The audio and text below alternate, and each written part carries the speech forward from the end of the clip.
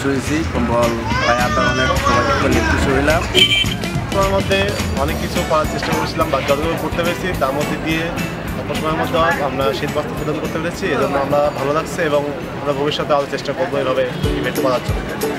আমরা আইবি থেকে শীতবস্ত্র দান করার জন্য এসেছি, অনেক ভালো লেগেছে, ভবিষ্যতে আরও চেষ্টা করব। এটা আমার প্রথম একটা এক্সপিরিয়েন্স যে আমি আসলাম এখানে শীতবস্ত্র দান করার জন্য, ভালো লেগেছে।